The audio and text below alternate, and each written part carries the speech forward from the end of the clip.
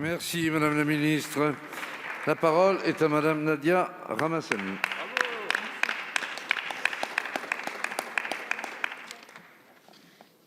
Merci Monsieur le Président. Ma question s'adresse à Madame la Ministre du Logement. Lors de votre venue la semaine dernière à La Réunion, vous avez constaté le besoin criant en construction de logements sociaux neufs et en réhabilitation des logements sociaux les plus anciens. Cet état de fait résulte des politiques menées depuis 2013, marquées par la baisse constante de la LBU et aggravées par la suppression progressive des outils de défiscalisation du logement social outre-mer. Au rythme actuel, nous ne parviendrons pas à atteindre l'objectif fixé par le plan logement outre-mer.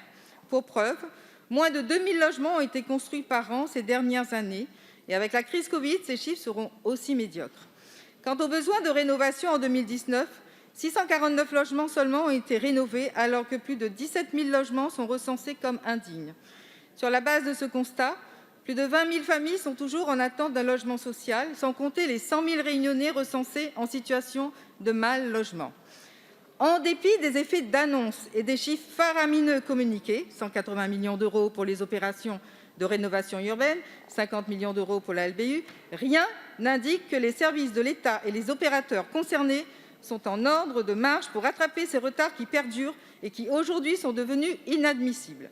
C'est pourquoi je vous demande, Madame la Ministre, quelles réformes allez-vous engager pour mettre fin aux lenteurs administratives qui freinent la chaîne de production du logement social à La Réunion et dans les DOM de façon générale? Pour ma part, je demanderai la création d'une commission d'enquête parlementaire visant à faire la lumière sur ces dysfonctionnements. La parole est à Monsieur Sébastien Lecornu, ministre d'Outre-mer. Oui, Monsieur le Président, Mesdames, Messieurs les députés, Madame la députée, je vous prie d'excuser la ministre déléguée en charge du logement qui était avec vous à La Réunion, effectivement, la semaine dernière, autour de ces sujets. Bon, je ne partage pas complètement les chiffres, mais on aura l'occasion peut-être de les reconfronter, notamment en loi de finances. Je pense qu'il y a deux objectifs à La Réunion, comme d'ailleurs sur tout le territoire national, c'est construire du logement neuf et réhabiliter l'ancien. La différence entre notre territoire d'outre-mer et singulièrement La Réunion et les départements hexagonaux, c'est l'accès au foncier qui est parfois beaucoup plus compliqué qu'ailleurs.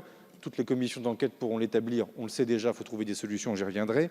Des problèmes d'ingénierie des collectivités territoriales ou des bailleurs sociaux, plus à La Réunion et dans les territoires d'outre-mer qu'ailleurs. Des problèmes, pardon Madame la députée, de gouvernance locale, parfois entre élus locaux sur un certain nombre de projets. Je tairai les projets en question, mais les défaillances sont connues.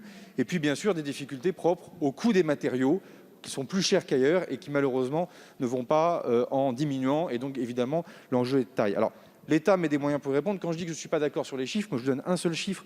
Nous avons recensé pour 2021, peut-être que ces chiffres n'étaient pas publics, mais en tout cas, donc, je les donne ici devant la représentation nationale, 4 400 projets sont recensés pour la seule année 2021. 2350 en construction, 2050 en réhabilitation, c'est 40% de plus qu'en 2020, Madame la députée. Alors, on est mobilisé pour faire des choses. Je pense qu'il ne faut pas mettre les collectivités locales d'un côté et l'État de l'autre, parce que très vite, sinon derrière, on va empiéter sur les compétences des uns ou des autres. Il faut respecter le fait que c'est une compétence décentralisée. Il est faux de dire qu'il y a moins de crédits sur la LBU, Madame la députée. Je l'ai expliqué des heures durant pendant les dernières séances pour le PLF. On le fera également pour l'année prochaine. Il y a de l'argent en plus avec le plan de relance, il y a de l'argent en plus sur la rénovation urbaine, il y a de l'argent en plus de la part de l'AFD et de la NCT en matière d'ingénierie. Il faut donc maintenant conjuguer les différents outils et surtout avoir une véritable gouvernance locale. Le cycle électoral local est terminé. J'espère donc que maintenant on a un alignement de planète qui nous permettra d'avancer. Merci, Monsieur le Ministre. Madame la députée. C'est bien ce que je vous dis, Monsieur le Ministre. Il y a des dysfonctionnements, mais on ne sait pas d'où ça vient. Est-ce que c'est l'État? Est-ce que c'est les opérateurs concernés?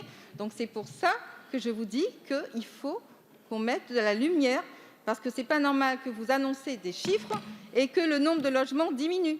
Ce n'est pas normal. Merci. Voilà, merci.